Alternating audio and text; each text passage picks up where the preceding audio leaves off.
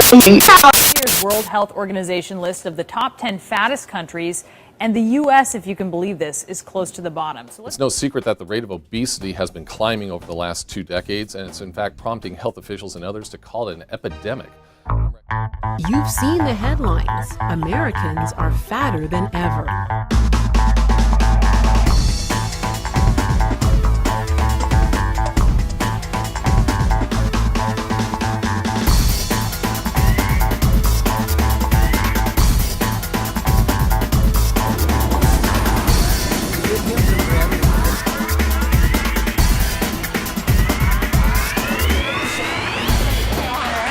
The paleo diet is known as the caveman diet, and there's a theory behind it, so talk to me about that. Sure. So this is the Paleolithic diet, the caveman diet, the prehistoric diet. And basically, the claim is we need to eat the way nature intended us to eat. It's all about our genes. We need to eat like our Paleolithic ancestors who were on this earth for 2.5 million years before grains and agriculture came around.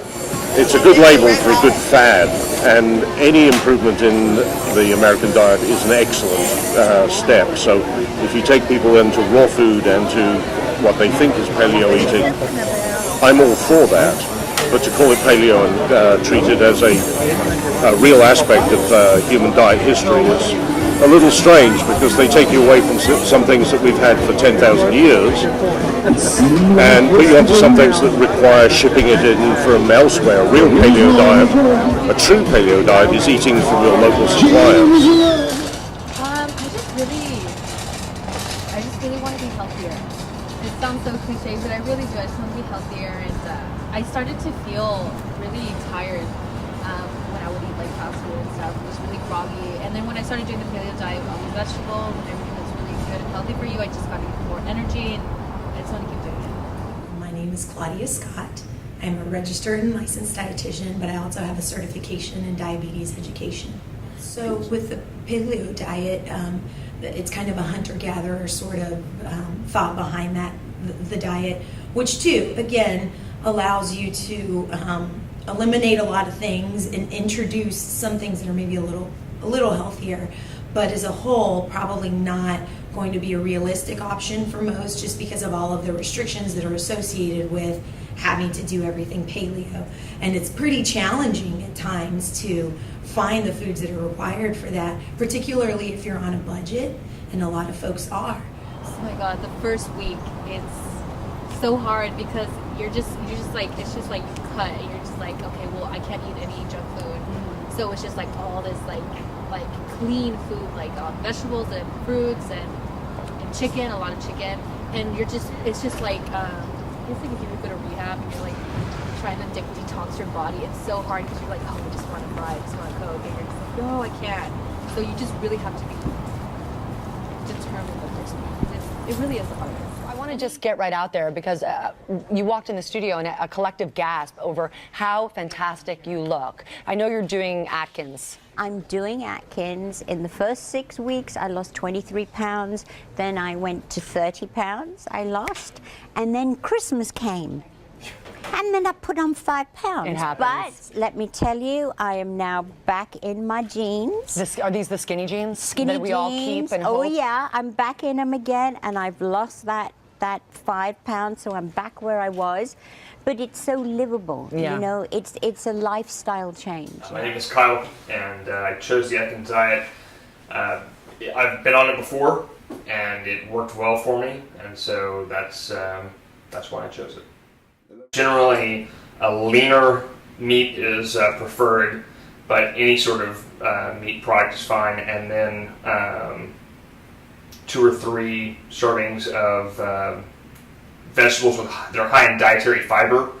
You have to have a lot of fiber for the Atkins diet, or else your body does not react well to it. Right, so with the Atkins diet, if we're considering the Atkins diet as a whole, the principle behind that is that you eat very low carb, and then you increase the amount of other macronutrients, which would include protein and fat, to essentially replace some of the energy that you're getting from the carb.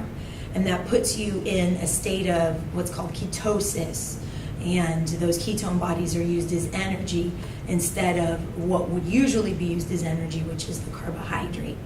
Now, some people have had success with the Atkins diet, but again, when we're totally removing one or mostly removing one macronutrient from the puzzle, eventually you're going to go back and eat some of whatever it was that you eliminated to begin with. So yeah, you can lose some weight, but then when you reintroduce carbohydrates, maybe more than you ever have before, you gain all that weight back, and oftentimes twofold or threefold or tenfold. Wow. Your diet is what you eat. So if you eat cookies every day, then your diet is a diet based on cookies. But if you eat, proteins and non-starch vegetables every day, then essentially you are on the Atkins diet, whether you say you are or not. One of your fellow viewers wants to ask Dr. Oz here. I want to know if my vegan diet is healthy. I try to eat a lot of beans and greens and grains, but nothing from animals. I've been eating vegetarian too, and so I wonder the same thing that she does. I'm not vegan, but she is. I think you ought to have a little bit of vitamin B12 in your diet, which is hard to get from plants, so you can take it as a pill under your tongue once a week even, just to give yourself a little bit of something to go in the right direction. My wife is a vegetarian. She has been for her entire adult life, so 30-some years now. And so I learned a lot about it. What about her? She's vegan, which means she doesn't eat any animal products. So she's not doing dairy, she's not eating cheese, The biggest challenge that I have with vegans, vegetarians, is they become carbarians. They only eat carbs all the day long. Don't eat all the carbs. You're going to have your protein from beans, from tofu, from other sources that still give you nutrients that you need. My name is Janae Rupp. I decided to go vegan just to see if I could. That's really what started it. I learned about it through reading a book about being vegan, and I thought, hey, let me see if I can try this. See if it'll make me feel better, if I'll feel healthier, maybe lose a little weight, and it just kind of stuck. I ended up doing it for about 3 years. My name is Berenice Martinez Gutierrez, and I'm a vegetarian because I don't like meat. Well, a vegetarian lifestyle can, if appropriate, be healthy, but the issue that comes with a vegetarian diet, there are many levels of vegetarianism, but let's say that you go through one of the most extreme types of vegetarianism, which would be like a vegan diet. In that case, you're completely eliminating all animal products, and with animal products come a lot of the healthy proteins that our bodies need, that are more bioavailable and easier to digest and that sort of stuff. So if you're not purposely replacing those with healthy proteins, then you can really run into an issue of becoming protein deficient or even iron deficient. And sometimes you're overstretching your boundaries in terms of the types of foods that would make sense for you, because here you are going out of your way to try to find things that don't have any eggs in them and don't have any meat in them or meat products in them. But that can be very challenging whenever you really get down to the nitty-gritty of it. I stopped being vegan. I was having some medical issues. I was having always feeling full, like abdominal fullness. I was getting randomly nauseous, whether I had eaten anything or not. And literally from 1 month to the next, I gained a lot of weight and I couldn't figure out why. I was definitely not pregnant, and to the point where even my clothes I could hardly button certain pants. And I said, what is going on? So I went to the doctor, and originally my primary care physician said, nothing was wrong with being vegan, just to make sure I was supplementing with B12. But then he said, perhaps we need to do some blood work and see if maybe you're missing some things in your nutrition. So ended up doing some blood work, and I was pretty deficient in vitamin D, B12. My iron was extremely low. He was concerned about that. So he said, maybe you can add a few things back in your diet. And at that point, being, as most females are, not wanting to feel nauseous or full or gain weight, I said, okay, that's fine. I'll go back to regular food if it's going to keep me healthy. I became a vegetarian because my family has every weekend they grill meat, and so they always had me over.